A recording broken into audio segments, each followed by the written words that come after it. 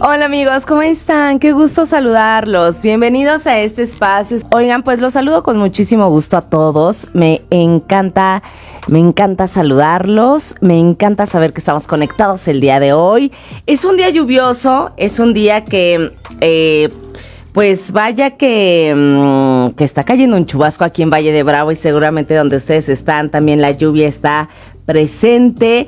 Y bueno, pues el día de hoy, amigos, aquí en Sin Miedos y de Pie, de verdad siempre es un aprendizaje constante, cada transmisión, los especialistas que tenemos, la gente con la que vamos haciendo las vinculaciones que de verdad enriquecen muchísimo nuestra vida cotidiana.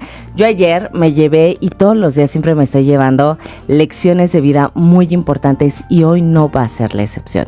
Hoy vamos a tener una invitada espectacular, con un gran currículum que vamos a hablar justamente de, ayer dábamos un antecedente, ¿verdad? Platicamos de la importancia en el día de ayer de cómo los hijos a veces estamos culpabilizando a los padres y cómo los padres adoptan esa culpa.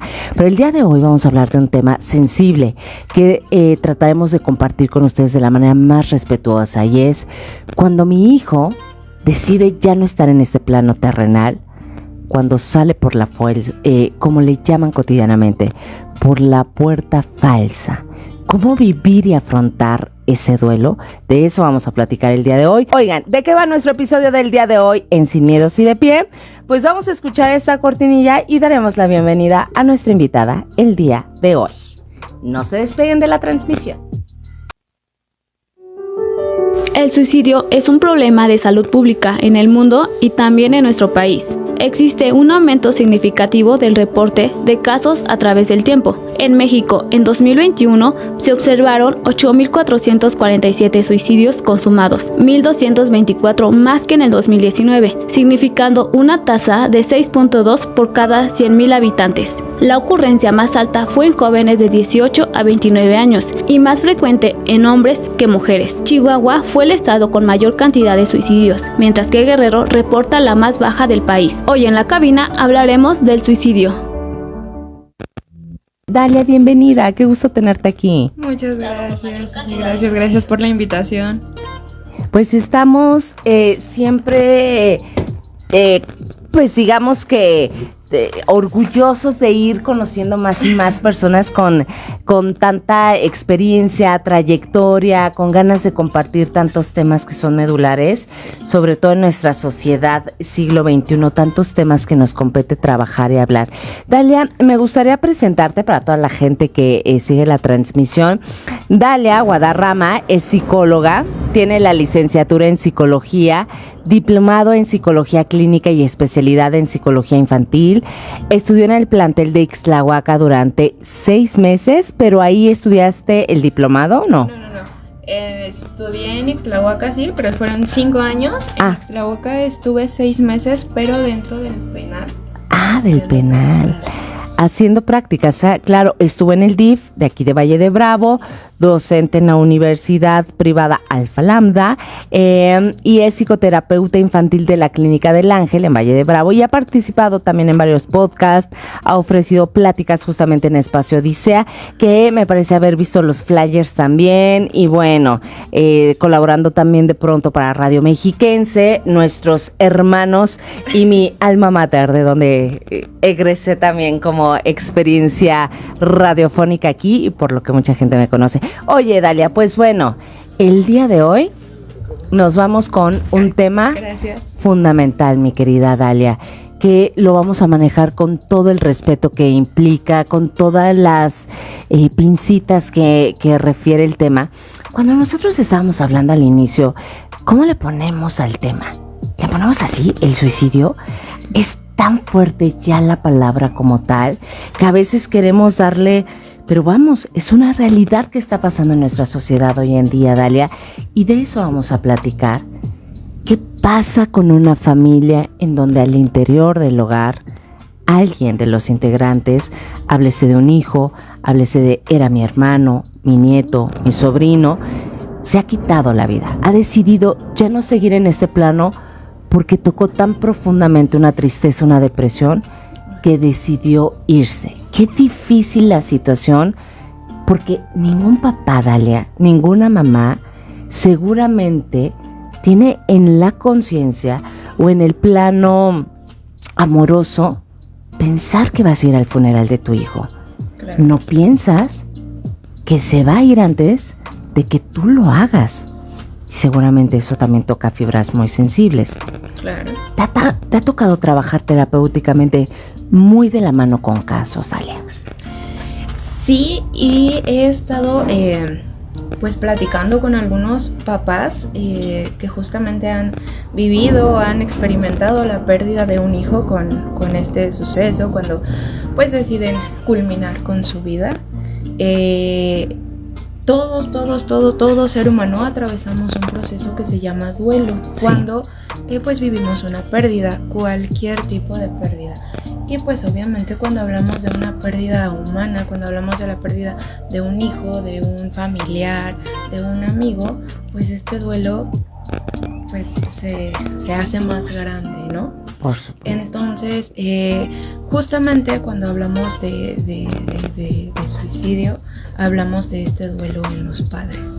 He platicado, he tenido a algunos pacientes, algunas personas pues con quienes hemos estado muy de cerca hablando sobre cómo ha sido todo este proceso, cómo lo han afrontado, qué estilos. Cuando hablamos de afrontamiento hablamos de diferentes estilos de afrontamiento, entonces hablamos de qué estilos han utilizado ellos, con cuáles se han sentido pues hasta cierto punto más cómodos para poder llevar pues este duelo, este proceso.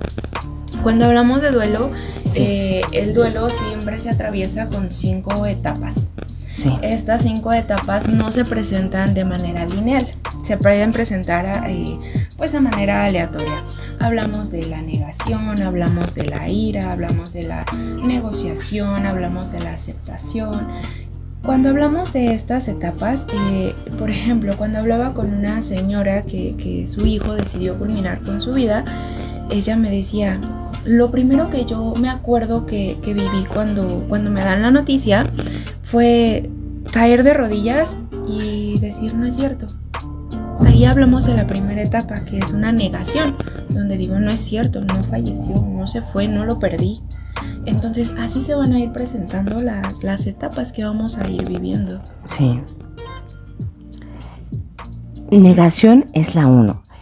Viene una parte de culpa, que lo hablábamos hace rato, Dalia, y a todos nuestros amigos que siguen la transmisión, por favor, escriban sus comentarios. Estos espacios son suyos, son para que ustedes interactúen con nosotros, que nos manden un WhatsApp, si es que así lo están sintiendo, si es que así lo desean, 7224-732220. Si en algo, hoy que está aquí la especialista, Dalia, si nos puede ayudar como a ir entendiendo y armar mejor las piezas del rompecabezas de lo que estamos viviendo, creo que es el momento de mandar un mensajito, un WhatsApp. Nos habían estado pidiendo mucho, Dalia, ¿qué pasa con? Primero me encantaría ir de la mano. Bien lo dices, hay varios ciclos dentro del duelo. Está la negación, está seguramente el por qué me pasó a mí, enojarnos con la vida, con Dios, con 1000 personas, el no querer salir de la casa, el sentirnos culpables de qué dejé de hacer, por qué si no me di cuenta, si sí me di cuenta, si pude haber hecho más. Pero la realidad de las cosas es que una vez que ocurren episodios como estos, Dalia, mi pregunta sería, ¿se pueden prevenir? ¿Se pueden prevenir? Una, y la 2, cuando pasa un episodio así, ¿qué es lo primero que tenemos que hacer? ¿Cómo contenemos a alguien que está viviendo un duelo de esta forma? ¿Qué le podemos decir? ¿Qué puede hacer? ¿Se puede evitar un suicidio? Sí. Todo suicidio se puede evitar. La OMS de hecho creó una campaña que se llama 40 segundos. Esta campaña nos habla de justamente ocupamos nada más 40 segundos para contener a una persona para evitar que culmine con su vida. Entonces es muy poco sonada la campaña probablemente, pero existe y se llama así 40 segundos porque es el tiempo que ocupamos para evitar un suicidio. Todo suicidio se puede evitar. ¿Por qué? Porque siempre hay señales. siempre hay señales. De hecho, hay un termómetro que nos habla justamente de estos. La primer parte del termómetro nos habla justamente de las ideas suicidas, de las ideas de muerte. ¿Qué son estas ideas? El hecho de ir, por ejemplo, en el carro y decir, ¿y si nos accidentamos? ¿Y si me pasa mejor algo y no llego al trabajo? ¿Y si chocamos para no llegar a la escuela? Esas van siendo ya ideas de muerte. Muchas veces las vemos muy normales. ¿Por qué? Porque, pues es que vamos en el carro y pues podemos chocar. Claro, todo el mundo nadie está exento de un accidente, pero que yo lo vaya pensando, que yo vaya, ¿y si chocamos? ¿Y si me muerde un perro para no llegar al trabajo? Todo ese tipo de pensamientos nos habla desde ya de una idea suicida. Después hablamos justamente... Y puede ser en cualquier edad, ¿verdad, Dalia? Claro. O sea, incluso me viene a la mente que los niños también de pronto empiezan a expresar, ya sea un bullying, ya sea algo, ya sea bullying, ya sea algo que está pasando en la escuela, en el salón de clases y que se está viviendo ahí y que a lo mejor también hay señales en nuestros niños chiquititos. Claro. Porque además Dalia, las cifras cada vez nos ayudan a reflejar la realidad de nuestro México. Yo me acuerdo hace años, cuando hablábamos de que alguien se quitaba la vida, pero hoy cada vez pareciera un tema más cotidiano y recurrente en medios de comunicación, en plataformas digitales, en conversaciones de familia. Cada vez escuchamos más casos. Así es. De hecho, fíjate, hace no mucho escuchaba que alguien decía, es que cómo le vas a hablar de suicidio a una persona, le estás dando la idea. Y yo le decía, no le estás dando la idea. Hablar de suicidio no te da la idea, te ayuda a prevenirlo, te ayuda a saber si estás teniendo, por ejemplo, estas ideas suicidas, decir, entonces no están bien. Yo las tenía y pensaba que era normal, pero ya veo que no. Entonces, no hablar de suicidio no nos lleva a cometer el acto, nos ayuda a prevenirlo. Entonces sí, podemos hablar desde niños, podemos hablar de adolescentes, podemos hablar de adultos e incluso hace un momento lo decían muy bien, se dan más casos de un suicidio culminado en hombres que en mujeres. ¿Por qué? Porque en mujeres muchas veces se queda en el conato, en el intento, y un hombre no. Un hombre cuando decide culminar con su vida, lo hace. Y una mujer lo piensa, lo intenta, y por eso hay más suicidios en hombres que en mujeres. Y además estaba yo investigando que también es muy diferente la forma de accionar de los hombres al caso de las mujeres. Claro. ¿Verdad? La forma en la que deciden trascender es distinta. Ahora, Dalia, también veíamos en la entrada datos estadísticos. Hay oscilaciones de edades que son más recurrentes a este tema, que es la adolescencia, generalmente. Pero bien, ¿cómo podemos entonces prevenir? Si nos hablas de estos 40 segunditos y que ya podemos observar en que mi hijo está teniendo estas ideas que recurrentemente me lo está diciendo, si yo como maestra, si yo como papá, si yo como amigo, si yo como abuelo, si yo como, o sea, toda una red de personas con las que coexistimos. ¿Cómo podemos ayudar? ¿Cómo proceden estos 40 segundos de cómo intervenir? Fíjate, en una ocasión, cada que llega un paciente, por ejemplo, con temas de depresión, de ansiedad, con estos temas que a lo mejor nos llevan a un episodio donde podemos culminar con la vida, yo siempre les digo, a partir de hoy, yo voy a ser como tu conciencia. Yo voy a estar 24/7 contigo. Yo te veo a lo mejor 45 minutos, una hora, pero en cuanto tú sales de consultorio, mi número es línea abierta para ti. Entonces, en una ocasión sí me tocó que me marcaron a las 2 de la mañana y me decía, es que tengo unas pastillas en la mano y tengo esa necesidad de tomármelas. Y estuve desde las 2 de la mañana en el teléfono con la persona platicando, cambiando el tema, hablando de otros temas, cómo te fue en el día, qué estuviste haciendo. Y me decía, a lo mejor esta persona me decía, es que estuve de fiesta y estuve tomando. Cuando hablamos también de alcohol, el alcohol es una sustancia depresiva. Entonces, mezclar el alcohol con depresión, aparte de pues ya es una sustancia depresiva, pues nos hablaba de que la persona estaba en una crisis horrible. Entonces, estuve en una fiesta. ¿Qué hiciste en la fiesta? ¿Cómo te fue? ¿Qué hiciste antes? Temas que nos ayudan a ir relajando, a ir despejando la mente. Y poco a poco cuando pasan también estos casos, pido un número de emergencia. Comunicarme al número de emergencia para decir, está pasando esta situación, para que puedan estar al pendiente. Como pues a lo mejor ya se calmó, ya se calmó la situación, ya no entren al cuarto, no pasa nada, podemos relajar. O decir, entren, quiten, retiren todo lo que tiene al alcance, en este caso eran las pastillas, y entonces yo sigo en contacto desde las 2 de la mañana con mensajes, con llamadas, hasta que la situación está totalmente en calma. A lo mejor no me llevaron 40 segundos, pero sí fueron 40 segundos donde pude evitar que se tomara las pastillas. ¿Considerarías, Dalia, que uno de los principales factores es la necesidad de comunicar entonces? O sea, ahí hay un eje motor o un eje que nos va guiando en donde necesito ser escuchado. Claro, como te decía hace un momento en el termómetro, a veces a lo mejor vamos en el carro y nos dicen, oye mamá, ¿y si nos accidentáramos? Oye mamá, ¿y si hoy no fuera a la escuela porque algo me pasó? Si no regresara de la escuela. Y lo único que en ocasiones hacemos es estás loco, eso no va a pasar, no pasa nada. Entonces vamos minimizando todos estos pensamientos. O si en algún momento me dicen, es que he pensado en culminar con mi vida. Lo que hacemos, o muchas veces, y hemos escuchado mucho, es solo quiere llamar la atención. Entonces vamos minimizando lo que realmente está pasando con la persona. Y al final quizá la persona puede pensar, ¿para qué te lo comunico entonces?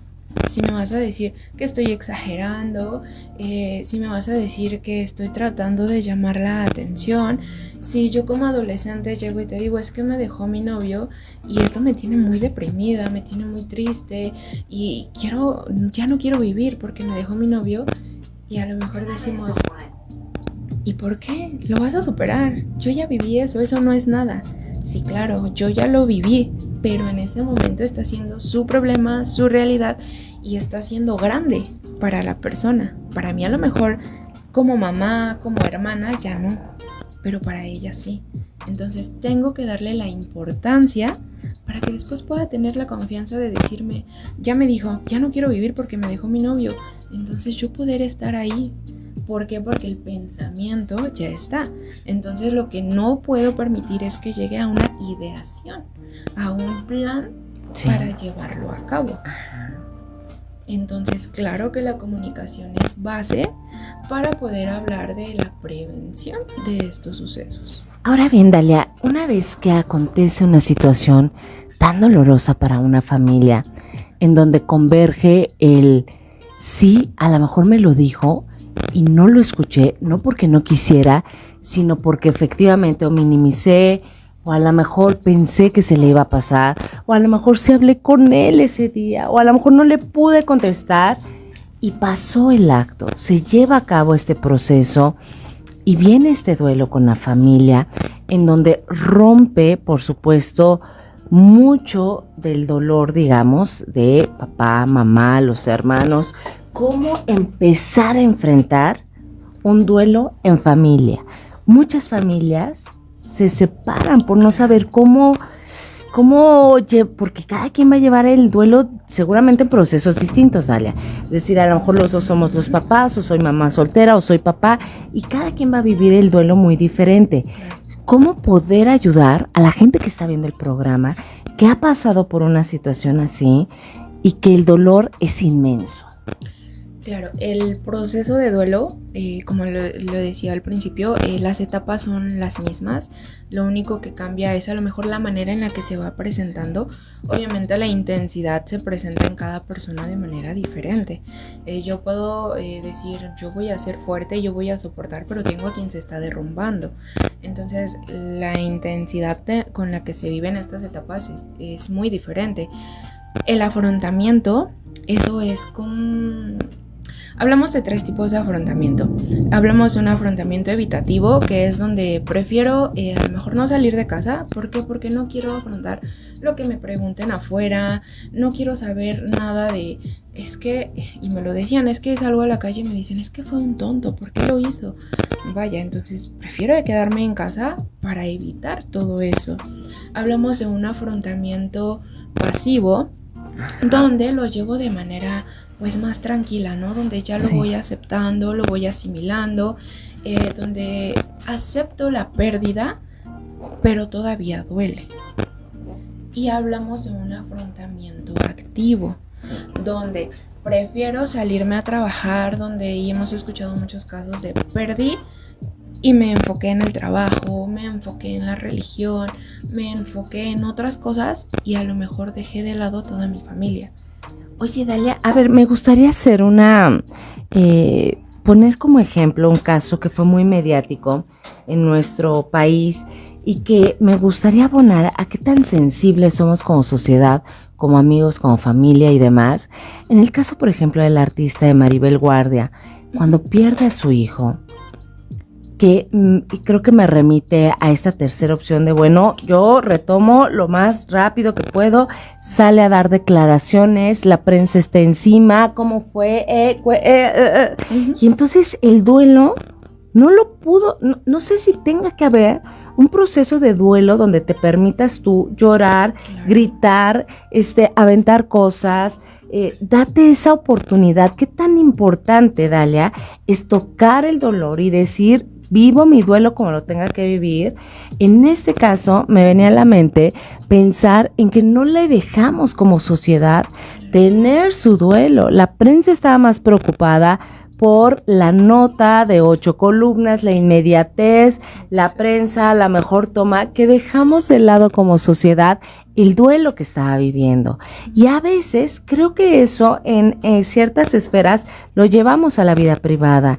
¿Qué tanto le estamos permitiendo que tenga su duelo? ¿Cómo acompañamos? ¿Le mando un mensaje? ¿No le mando? ¿Le escribo? ¿No le escribo? ¿Me mantengo? ¿Dejo? ¿La quiero acompañar? ¿No la quiero acompañar?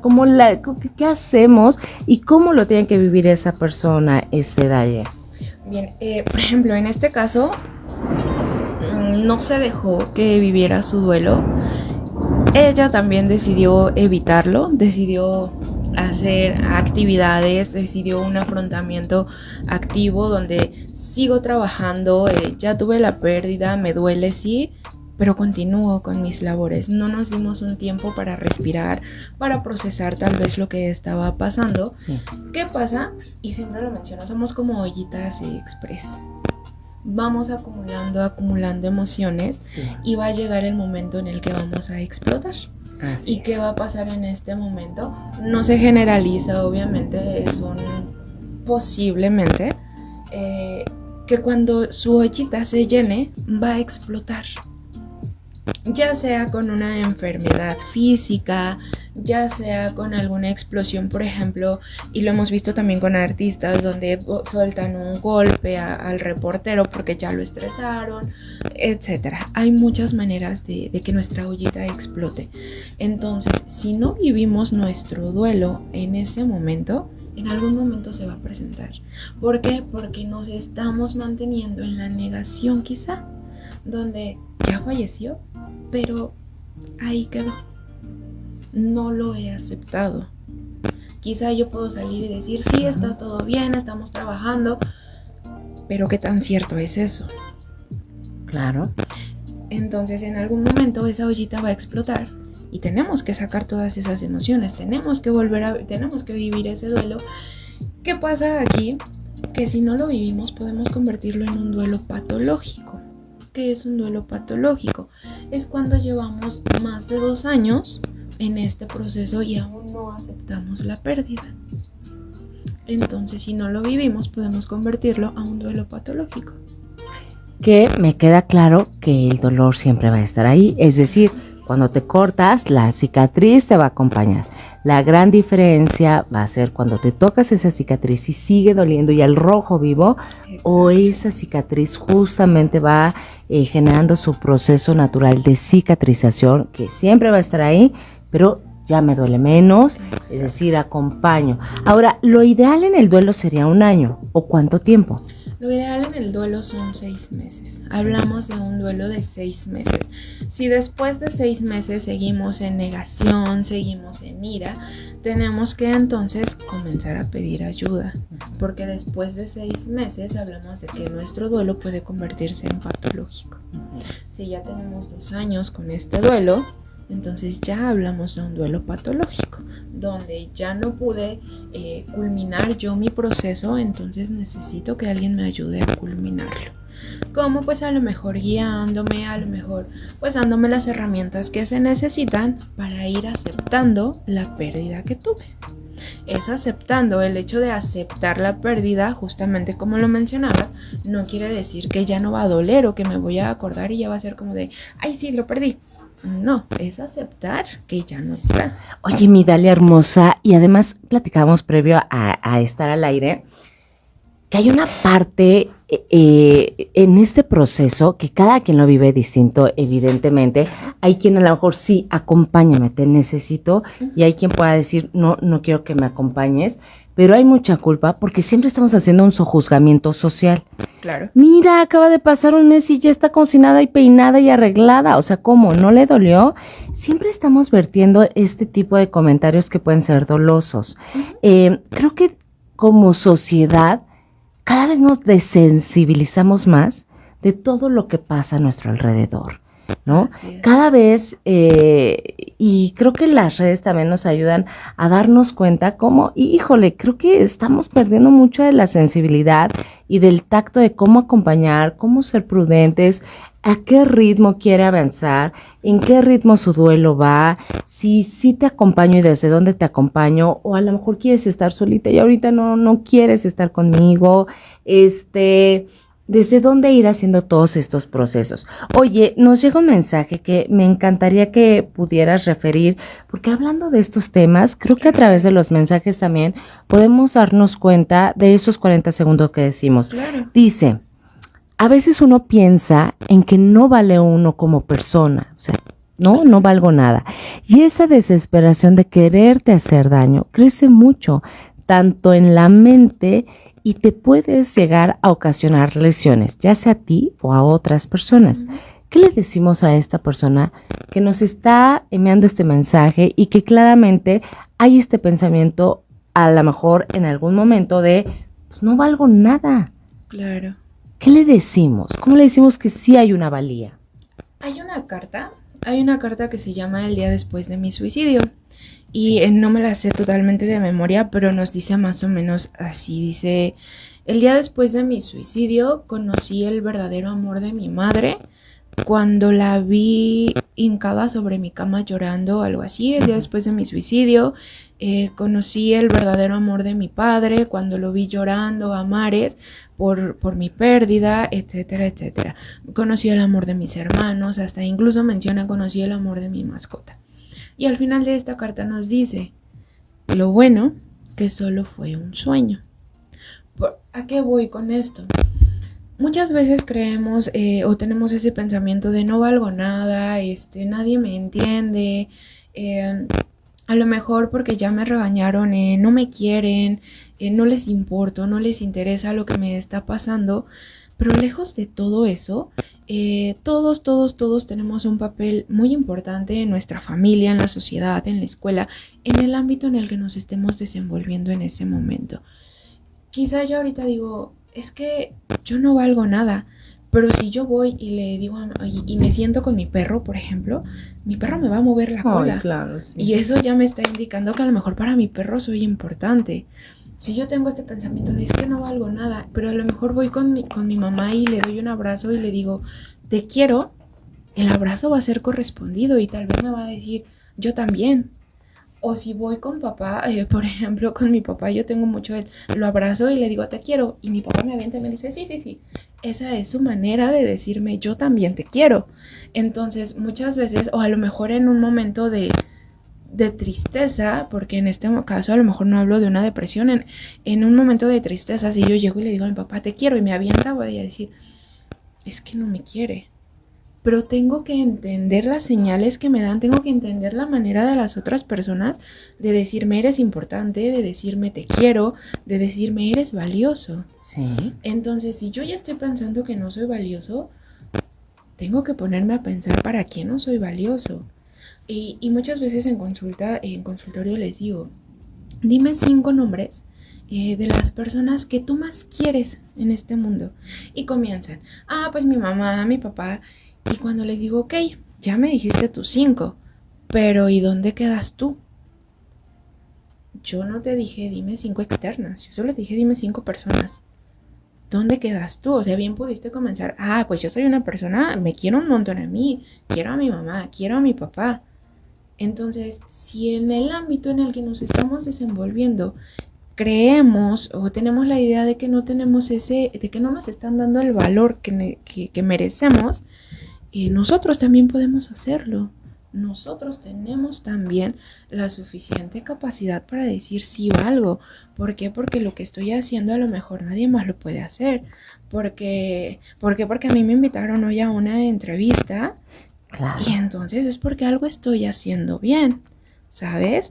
Entonces yo solito puedo irme dando esa idea, puedo irme metiendo esa idea de sí valgo. Sí importa lo que estoy haciendo. Y ahí está gran parte de la clave de lo que tenemos que hacer como tejido social. Claro. Irnos fortaleciendo, Dalia, primero en nuestra autonomía, saber lo valiosos que somos, que si bien empieza en casa, que si bien ahí se construye, a lo mejor nuestros papás no tuvieron las mejores herramientas, pero hoy por hoy nosotros podemos irnos fortaleciendo muchísimo en todo lo que valemos, en lo que somos importantes, en lo que somos trascendentes. Ya vamos al colofón del programa. Oye, pero nos llega otro mensaje, dice, el suicidio se da en base o con base a una depresión, es decir, siempre la antesala del suicidio es la depresión, Dalia, o cómo se puede llegar a ese punto. Ejemplo, a lo mejor nunca dio datos, a lo mejor nunca estuvo deprimido ni triste, o sí, la antesala del suicidio es la depresión. Es un factor, Sí. Es un factor, claro que sí, pero no es el único factor. Hay muchos factores que pueden llevarnos a decidir culminar con nuestra vida. La depresión es uno de ellos y puede considerarse a lo mejor el más fuerte, pero hay muchos otros factores. Por ejemplo, se me viene ahorita a la cabeza el actor Patch Adams, Sí. que siempre lo veíamos muy alegre, sonriendo, y ¿qué pasa? Culmina con su vida. Hablamos de que había depresión, me parece que en algún momento sale a la luz que él sí estaba diagnosticado con depresión. Ahí hablamos de que sí fue factor para a lo mejor culminar con su vida. A lo mejor no lo veíamos, ¿no? Exacto. En la esfera pública, pero él estaba transitando por una depresión. Exactamente. Incluso puede ser no diagnosticada, ¿no? O sea, todavía no pero tengo una depresión. Así es. Y bien, veía cuando la psicóloga Lupita, de hecho, explicaba, ¿no? Sí. Sobre la depresión y demás. Y justamente, o sea, no necesitamos tener un diagnóstico para decir es que tengo depresión, entonces voy a culminar con mi vida. A veces el hecho de decir no me quiero levantar hoy, el hecho de decir no me quiero bañar, no quiero hacer, me quiero quedar acostado, muchos nos pueden decir, ay, es flojera. No es flojera, está habiendo factores que me están diciendo que algo está mal, algo está pasando. Entonces desde ya tengo que prestar atención a qué está pasando conmigo, por qué estoy teniendo este comportamiento, por qué estoy teniendo estos pensamientos. La depresión es un factor, claro que sí, para que la persona decida culminar con su vida, pero no es el único. Ahora, otro mensaje que nos llega haciendo alusión de, cuando no soy importante para alguien, puede haber una... comprendo el mensaje, es decir, una área paralela en donde haya quien diga, bueno, yo primero, después yo, al último yo y siempre yo, ¿y eso es válido, Dalia? Claro, y yo siempre lo he dicho, tenemos que aprender a ser egoístas. Y con ser egoístas no me refiero a ser groseros con los demás. Ser egoísta en el hecho de decir, primero estoy yo.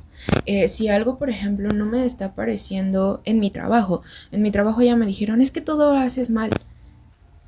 Tengo que ser egoísta y decir, yo lo estoy haciendo a mi manera. Si no te parece, si no está como tú lo quieres quizá, entonces enséñame. O sea, porque también ser egoísta no quiere decir, soy grosero y voy a decir, pues yo lo sé hacer así, así se queda. Pues enséñame, ¿sabes? Entonces tenemos que ser egoístas con decir, sí, yo primero y después lo demás. ¿Sale? Porque primero importo yo. Claro, porque la persona con la que siempre vas a estar es contigo misma. Así es. Naces contigo mismo, pero todo el camino y el proceso es contigo mismo. Las experiencias son tuyas, las vivencias son tuyas también. Y vamos a cargar con este cuerpecito y con esta personalidad a lo largo de nuestra vida. Oigan, pues nos tenemos que despedir. Dalia, ha sido muy enriquecedor compartir contigo este espacio, que nos puedas dar esta estampa. Y para toda la gente que esté pasando por una situación aquí, dejamos líneas de contactos para que ustedes marquen y por supuesto también, Dalia, tú das terapia psicológica. Así es, como lo mencionabas, estamos en la Clínica del Ángel y bueno, pues ahí es donde estamos laborando de manera clínica. Súper, pues vamos a dejar todos los datos aquí en la transmisión. Por favor, compártanlo con quien ustedes consideren que está pasando por una situación difícil y que les sea de importancia este podcast, que después estaremos subiendo a las distintas plataformas digitales. Compártanlo. Hasta la próxima. A nombre de todos los que hacen posible este espacio, mi nombre es Guilla Hernández. Pásenla muy bien y adiós. Sin miedo sí de pie es una producción de la agencia de comunicación Guilla Hernández. Síguenos en las distintas plataformas digitales, Spotify, Facebook, Instagram, TikTok y YouTube como agencia Guilla Hernández. Sin miedo sí de pie.